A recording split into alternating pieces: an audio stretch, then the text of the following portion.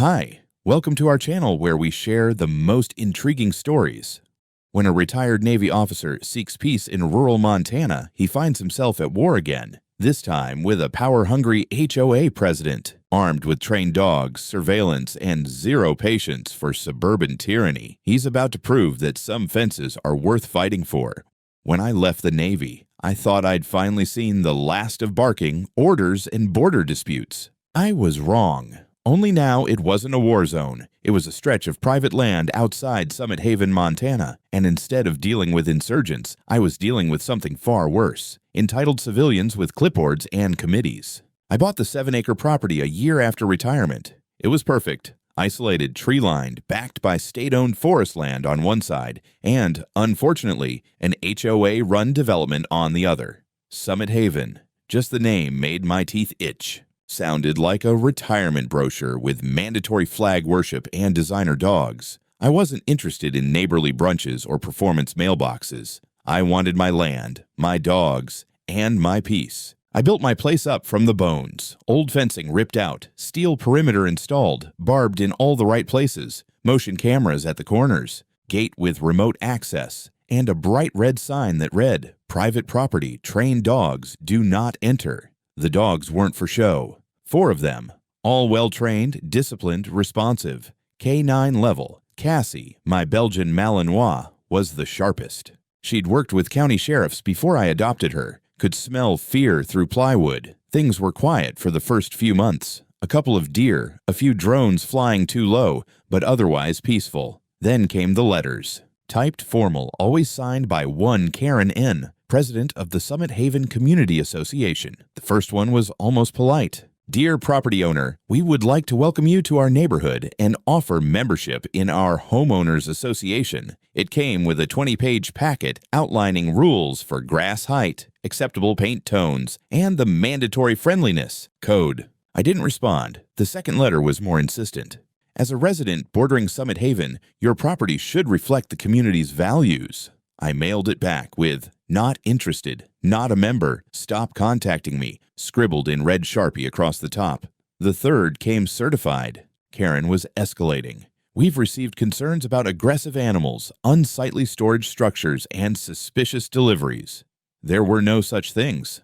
I didn't respond. Instead, I posted 2 new signs: "Surveillance active. Trespassers will be prosecuted, and if you can read this, you're too damn close." A week later, I caught Karen herself parked outside my gate in a Lexus SUV, her window down, phone out, trying to film something between the trees. I walked up slow and calm, wearing a flannel shirt and holding a bag of rawhides in one hand, a rake in the other. "Can I help you, ma'am?" She didn't even flinch. "I'm documenting for our HOA records. You're on a county road. Keep filming the trees all you want, but my fence is where your records end." She narrowed her eyes like she was deciding whether to call in a drone strike. "You know, we've had trouble with fringe types before. People who think they're above the rules. This is a family community, Mr. Hart. People are uncomfortable with secrets." I smiled. "I train dogs. That's my secret. They're good dogs, too. Obedient. Fast. Quiet when they need to be." That got her. She rolled her window up halfway and muttered, "We'll see what the board has to say." What the board had to say came 2 days later in the form of a neighborhood meeting. Open air, folding chairs, podium, microphone. Summit Haven had gone theatrical. I wasn't invited, of course, but my property was on the agenda. Literally, a neighbor tipped me off. I showed up anyway, leaned against the back fence, arms crossed. Karen stood at the mic with a projector behind her, displaying grainy, zoomed-in photos of my barn, the roofline of my kennel, and one of my dogs mid-run. "This is the structure in question," she said. "No permits, no transparency. And we've heard—" She lowered her voice like she was revealing an affair. "Aggressive barking. At night. Possibly code violations." "Code violations?" someone asked. "Ladies and gentlemen," she continued, "we deserve to know what's happening next to our homes. Safety, cleanliness, property values. These are at stake." That's when I stepped forward. No mic. Didn't need one. "I'm not a member of this HOA. My property is legally separate, predates this development by over 50 years. My fence marks my border. I've got surveillance, I've got documentation, and I've got 4 dogs who don't bark without reason." Any attempt to step foot beyond that gate without permission is trespassing. Period. This is not a threat. It's a legal boundary. Don't cross it. Silence. Karen gritted her teeth into something that looked like a politician's smile. We appreciate the clarification, Mr. Hart. This is a community built on cooperation. We just want transparency. I left before the applause, or pitchforks, could start. That night, I triple-checked the gate controls, installed a new sensor on the driveway. I had a feeling this was far from over, and I was right. It started with the gate, or rather, the gap in protocol. I had it set to close automatically 10 seconds after a vehicle passed through, plenty of time for a FedEx driver to roll in and out without trouble. But apparently, it was also enough time for a determined suburban generalissimo in a designer fleece to launch a full reconnaissance mission. That morning, I was in the back field laying out new training obstacles for the dogs. Coda, my youngest shepherd, was watching me from the shade, tail thumping every time I moved. I didn't hear the gate buzz or the engine beyond it. I only knew something was wrong when the front motion camera pinged my phone with a notification. Gate entry, unregistered vehicle. I checked the feed. No car in sight, but the gate was wide open. I frowned and whistled, short and sharp. The dogs perked up. Cassie, as always, was first on her feet. I left them behind the fence line and made my way toward the house. Another ping, movement behind the barn. I stopped cold, brought up the camera angle, and there she was, Karen, in all her HOA majesty, clutching a phone in one hand and a notebook in the other, muttering to herself while she tiptoed across my gravel path like a field biologist tracking gorillas. She must have slipped in behind the delivery truck. The gate had started to close just as the guy pulled out, and she'd lunged through like she was chasing a loose shopping cart. I knew the type. Rules for everyone else, unless you're doing what's best for the community. I didn't yell, didn't march up. Instead, I pulled up the full security overlay and hit record all channels. The external mics caught her voice clear as a bell. Unpermitted shed. Maybe some kind of animal storage. Oh, I bet he's breeding them. This is definitely not regulation fencing. She rounded the barn, and Cassie found her. Cassie had been posted near the rear trail, watching over a section of the kennels. No bark, no charge, just that cold, trained alertness. Karen stopped mid-stride, eyes going wide as she registered the silent tan blur crouched 20 feet ahead of her, blocking the path. "Nice doggy," she said, her voice cracking as she fumbled for something in her bag. Cassie didn't flinch. Karen raised a walking stick, probably just for balance, but that's not what it looked like to Cassie. The second she lifted it above waist level, Cassie moved. A precise lunge, straight line, low trajectory. She didn't go for a kill, didn't even knock Karen off her feet. She latched onto the stick arm, pulled down and braced, pushing Karen to the ground on her back, teeth locked not in flesh, but on fabric. Standard takedown. Karen screamed like someone had just released a mountain lion on her, flailing, shrieking, kicking up dust. By the time I got there, GoPro already rolling, Cassie had done exactly what she was trained to do. Immobilize, restrain, no excessive force. Her jaws were locked just tight enough to keep Karen's arm pinned without breaking skin. It wasn't even a proper bite, more of a legal handshake. "Don't move," I shouted, coming in fast. "You're trespassing. You crossed the line. Everything's recorded. Don't move." Karen froze, eyes wide, face pale under a smear of dirt and indignation. "Call off your dog." I gave Cassie the release command. She let go instantly and backed off, still locked onto Karen like a chess player waiting for a mistake. Karen sat up slowly, clutching her arm like she'd survived a battlefield explosion.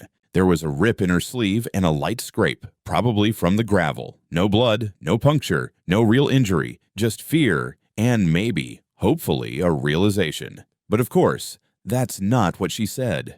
"You attacked me with a military animal." I didn't even answer. I just pointed to the tree-mounted camera, the chest camera on me, and the collar cam on Cassie. "You walked in on private land, ignored all posted warnings, triggered an autonomous protection response, and we have it all on video." "I'll sue you," she barked, standing shakily. "This is an outrage. This is illegal. I'll have your dogs confiscated, your license revoked." "Go ahead," I said calmly. "But you're leaving right now, and I'm calling the sheriff." Karen tried to gather what was left of her authority, brushing dirt off her pants like she was preparing for a photo op.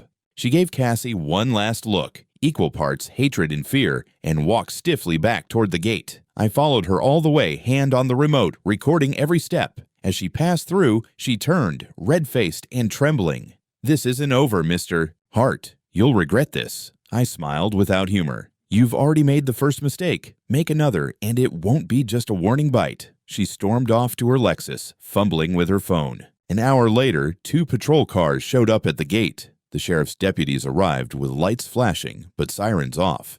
Probably assumed it was just another neighborly dust-up. Montana's full of them. Fences, barking dogs, property lines, folks with too much time and too little sense. I walked out to meet them by the gate, Cassie at heel, calm as ever. I had already prepped a flash drive with synced footage from all 3 camera sources, the gate, the barn, and Cassie's collar. "Morning," I said, offering a firm nod as the first deputy, a guy named Travers I'd seen around town, stepped out.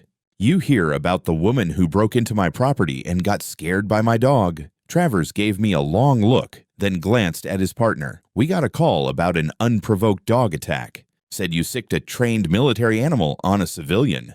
"Yeah, that's about what I expected." I handed him the flash drive. "Before you go any further, you'll want to watch this. Everything's time-stamped and unedited." He took it without argument. That was one thing I appreciated about rural law enforcement. They didn't assume guilt the way city cops did. They actually listened, especially when you weren't frothing at the mouth or waving a shotgun. "Mind if we talk inside the fence?" he asked. "Sure. Gate stays closed, though. And I'm not disarming the cameras." They walked through, eyes sweeping the perimeter like they were on a scouting patrol. I gave them the quick tour, where Karen had entered, the path she took, and where the encounter happened. I pointed out every sign she had to pass to get there. Bold, reflective, legally placed every 50 feet. By the time they were done watching the footage, both deputies were dead quiet. Cassie sat beside me the entire time, like a statue. At one point, Travers actually muttered, "Hell of a dog." I smiled a little. "You can see," I said. She never lunged until Karen raised the stick. No barking, no growling, controlled restraint, zero aggression beyond the standard takedown. That dog's seen more discipline than most humans. His partner, a younger guy with a fresh badge and nerves still visible, nodded slowly. And Karen entered without permission. Gate opened for a delivery truck. She slipped in behind it. You can see it on the footage. Same timestamp. "Do you have a posted legal notice for no trespassing?"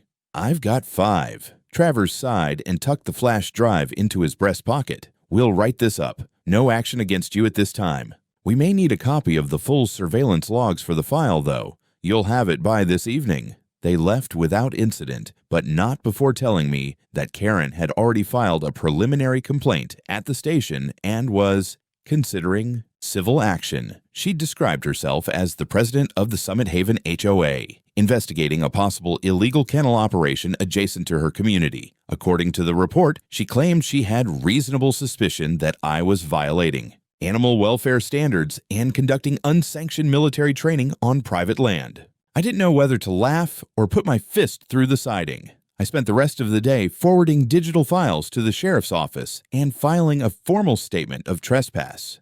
Then I did something I hadn't done in a while. I called my lawyer, not just any lawyer, Janet Coombs, former JAG officer, and the kind of person who could pull federal paperwork out of thin air. She picked up on the second ring. "Grayson, you finally get tired of the peace and quiet. Got a neighbor problem. HOA president broke in, got into it with Cassie, and is now trying to sue me for assault by dog."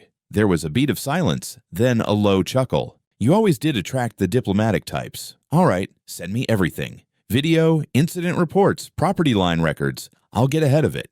"Think she's serious?" "Grayson, they're always serious when they think they're right. But they're not always smart. And that's where I come in."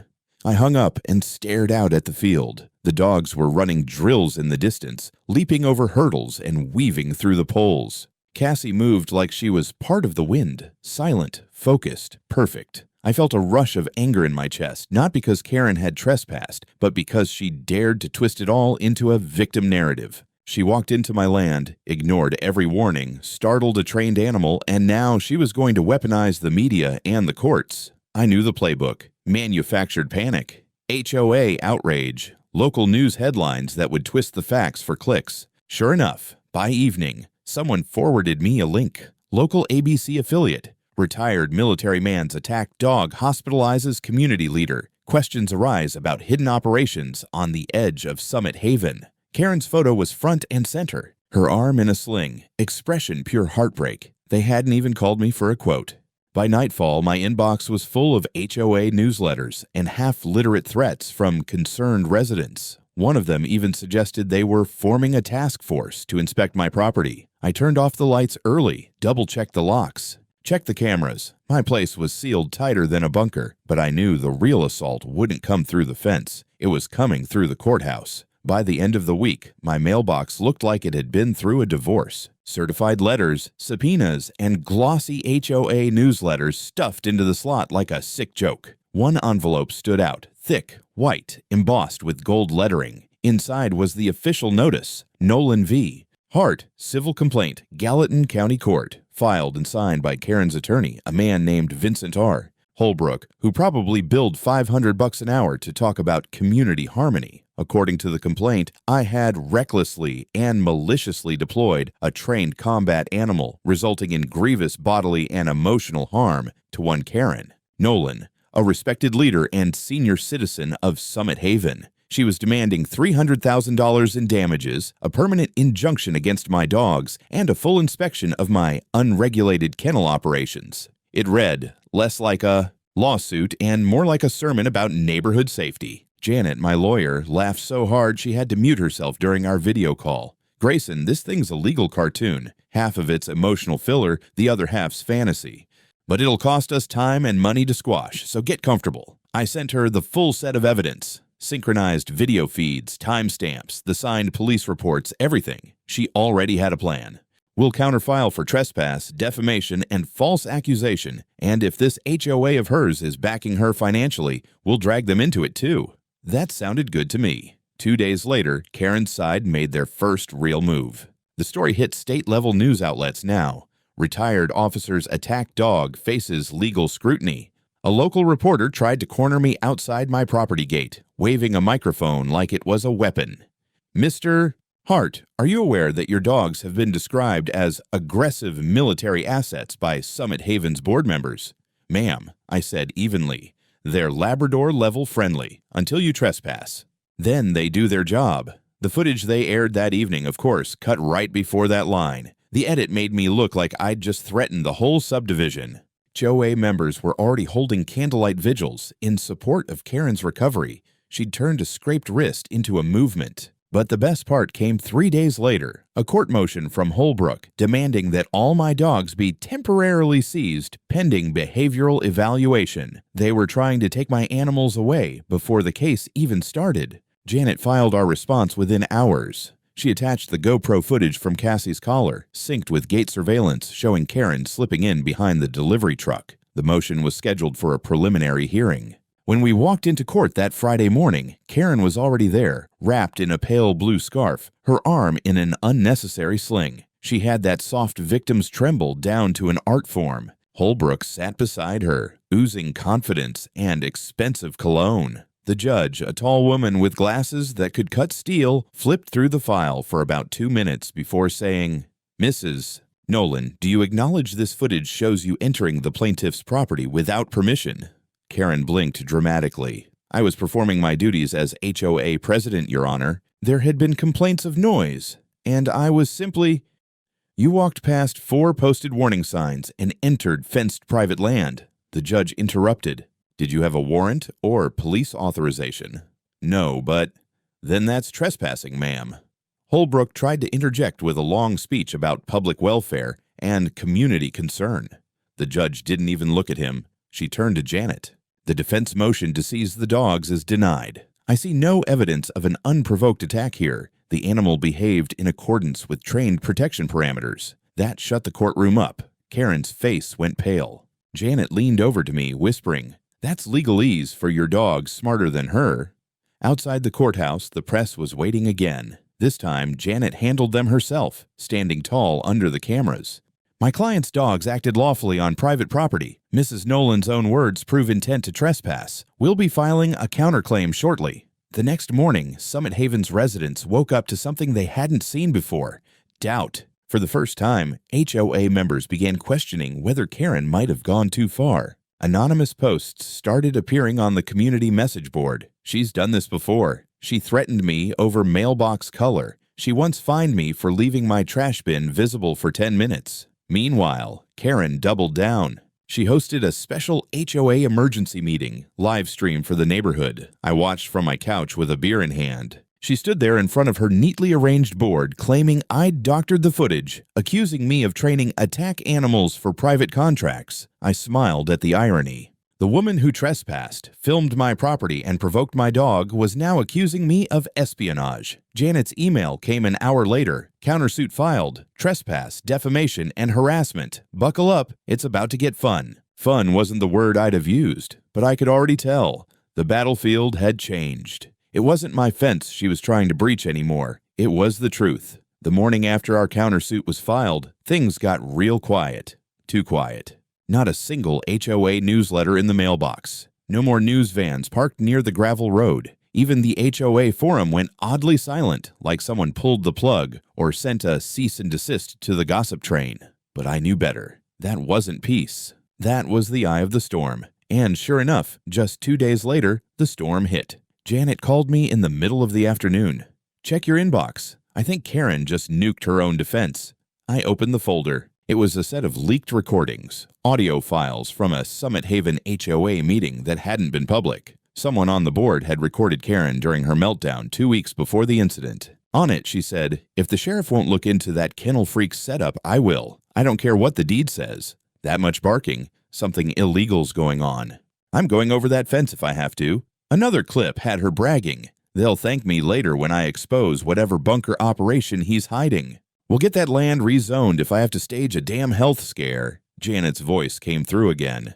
"We don't even need to argue intent anymore. That's premeditated trespassing." She admitted to planning it. I felt something like relief, or maybe just validation. All those months of being labeled paranoid, secretive, aggressive, and now here was Karen, caught plotting like a villain in a dime store novel. We didn't wait. Janet immediately filed a motion to admit the new audio into the record and to schedule an evidentiary hearing. And while we were at it, she added harassment and malicious defamation to our countersuit. Then came the next wave. Karen wasn't going down quietly. She called a press conference. It was surreal. She stood in front of a floral backdrop on her porch like it was a campaign event. Behind her was a banner, "Protect our community from extremism."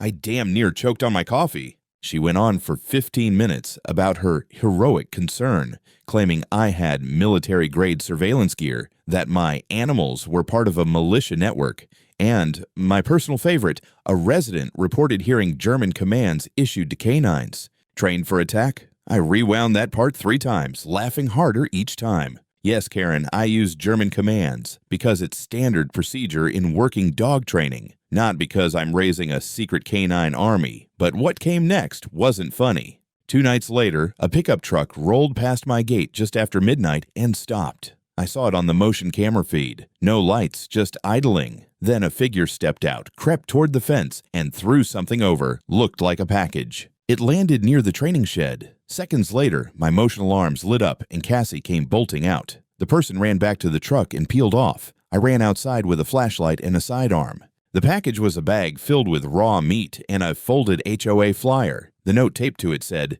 "This is your only warning. Sell the land. The dogs don't belong here." I turned it over to the sheriff the next morning. He wasn't amused. That's threat and trespass, plain and simple. If they're HOA related, it's going to blow wide open. Janet added it to our case file. At this point, it was a slow-motion avalanche. And just as it all started to spiral, something unexpected happened. My neighbors began to come out of the woodwork. People I'd never met started calling, emailing, even stopping by my gate. A young couple who lived on the South Ridge told me, "Karen once tried to have our house repaint order reversed because she didn't like the shade of tan." Another man said, "She climbed into my backyard and accused me of hiding tools that weren't HOA." Approved. We gathered 6 affidavits in 48 hours. Then the real prize dropped. A retired vet named Tom Wilkes, who'd been in Summit Haven since its founding, came forward. He had minutes from an HOA meeting 5 years ago where Karen allegedly altered map lines to claim a 10-foot buffer zone beyond Summit Haven's border, effectively reaching into my property. "She's been doing this for years," Tom told us. "Grayson, you're just the one who bit back. Literally. That was it. We filed for a full-scale investigation into the HOA's practices and for a court order to suspend Karen pending review. The sheriff's office opened a parallel inquiry. Suddenly, the woman who'd strutted around in power blazers and pearls couldn't even get a quorum without someone objecting. The walls were closing in. Karen knew it, and I could feel it. Something big was about to crack. But I wasn't ready for just how big. By the time the court granted the motion to investigate the HOA, the entire neighborhood was a powder keg. Rumors swirled like wildfire. Half the residents were scared, the other half furious, and all of them were suddenly aware that Summit Haven's picture-perfect president wasn't as untouchable as she liked to pretend. The sheriff's office officially opened their inquiry the following Monday. They sent 2 deputies and a county investigator to my place first, just to review footage and collect the meat package evidence. I handed over everything: motion camera logs, timestamps, even satellite stills from my drone archive that showed the truck parked illegally along the easement.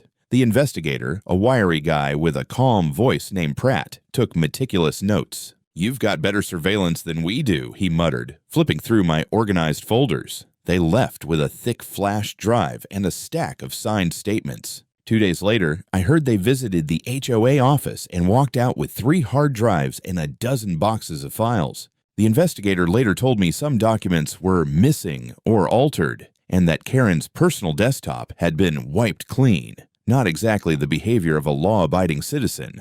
Meanwhile, Karen tried to regain control with one last desperate move: an emergency town hall. It was meant to reassure residents, but it turned into a public relations disaster. She strutted on stage at the Summit Haven Clubhouse like she was hosting a TED Talk, flanked by 2 lawyers and a nervous-looking assistant. She started with her greatest hits: community safety, suspicious activity, non-compliant landowners, and emergency measures. Then, in front of 200 homeowners and 3 local reporters, she said, "This isn't about one dog trainer. This is about infiltration. When someone builds a compound next to a family neighborhood and hides behind attack animals and barbed wire, we have a right to investigate." Right on cue, someone shouted, "He has every right to keep you out. That's not your land." Then another voice, "You tried to fine me for planting tomatoes, Karen." The room turned. Residents began raising their voices, accusing her of overreach, bullying, even harassment. One woman stood and said,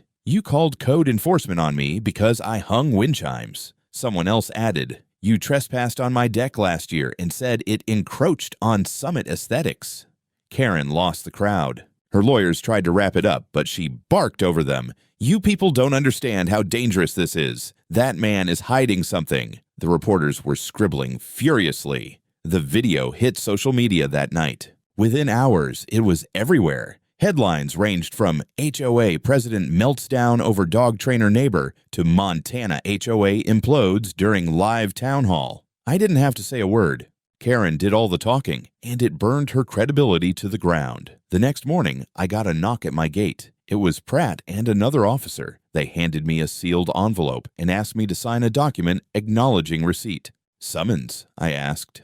"No," Pratt replied. "Court has granted preliminary injunction against Karen Nolan. She's officially removed from HOA duties pending outcome of investigation." I blinked. "Wait, she's out?" "She's suspended. But off record?" He smiled. "She's toast."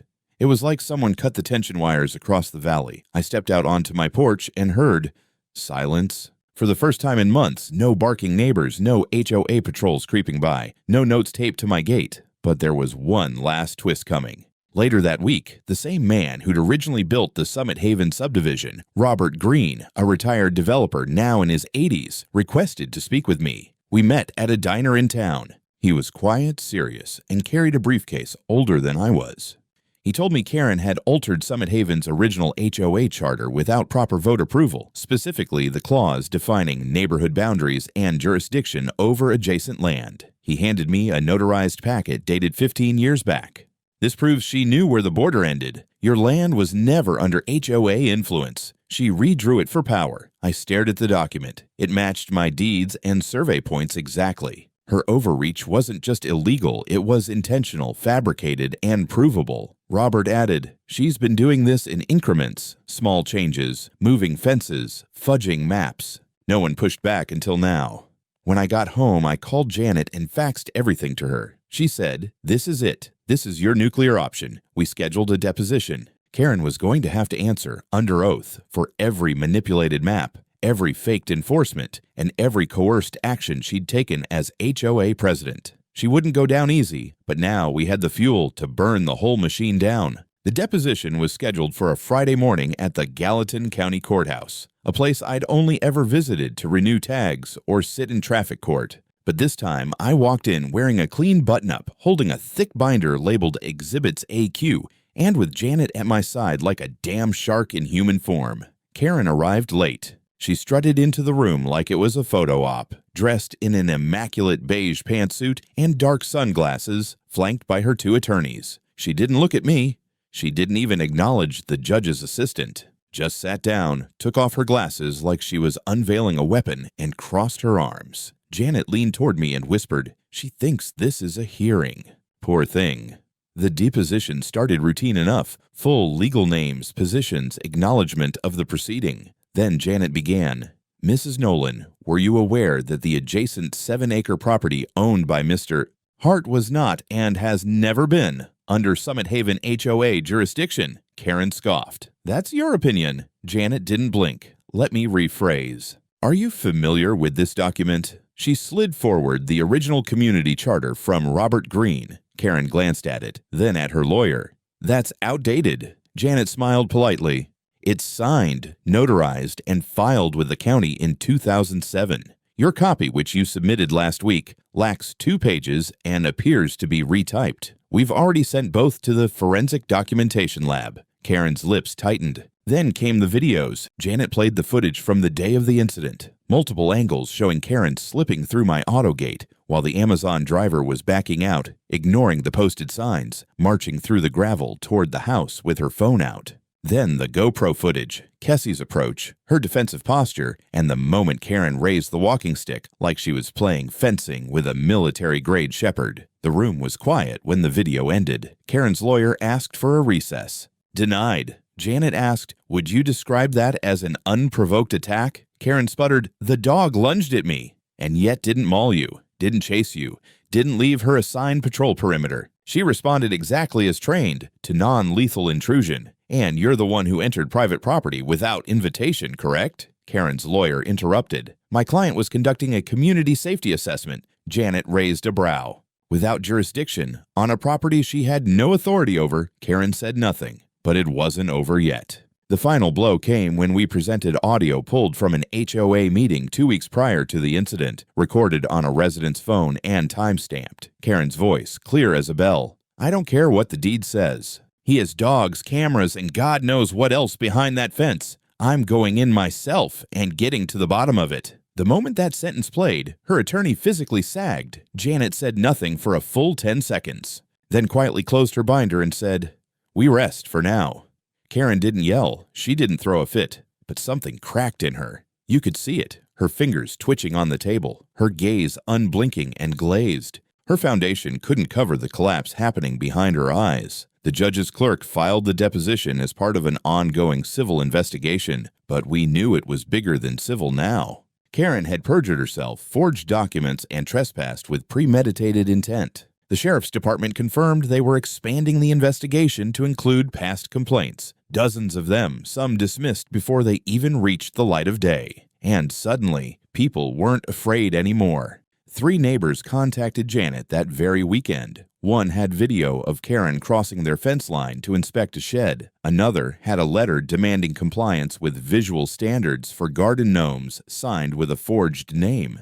A third had an actual cease and desist from Karen over a homemade lemonade stand their kids had set up for charity. By Wednesday, the county announced formal charges. Karen Nolan was to be indicted on counts of falsifying legal documents, criminal trespass, abuse of position, and obstruction of justice. Summit Haven's board issued an emergency statement. Karen Nolan was suspended indefinitely, and the board would be dissolved pending legal review. And then, like a coda on a symphony of chaos, I received a certified letter. Inside, an official apology from Summit Haven's legal representative and an offer to settle for $200,000 out of court. I hadn't even asked yet. I stood on my porch that night, sipping coffee in the chill of early spring, watching Kessie patrol the edge of the fence line under a waxing moon. She paused once to look at me, then continued, quiet and calm.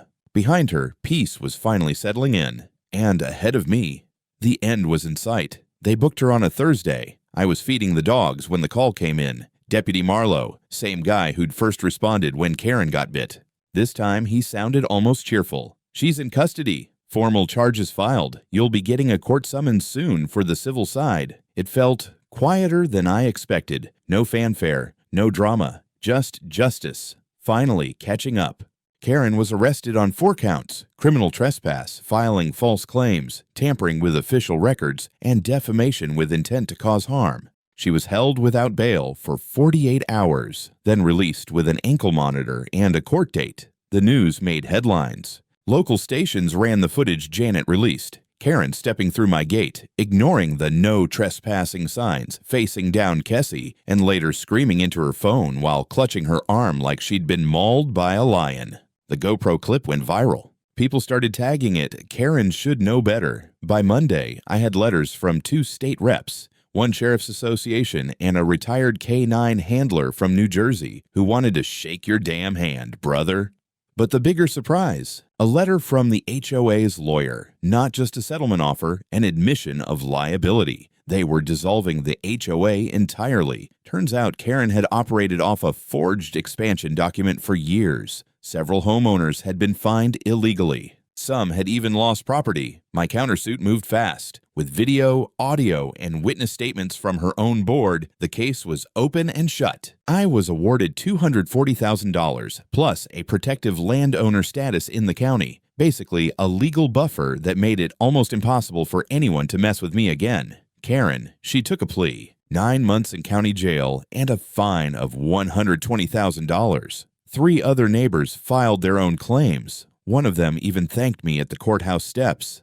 "I thought I was crazy," she whispered. But she's finally gone. Now her old HOA office is a boarded-up shack with a spray-painted sign someone added overnight. Closed for good. Fitting. As for me, I built a new section of fence. Tall, sturdy, and with a bigger, bolder sign. Private property, trained dogs on duty, trespassers prosecuted. Kessie's picture hangs inside the sheriff's office now. She got a medal for exceptional restraint and professional response.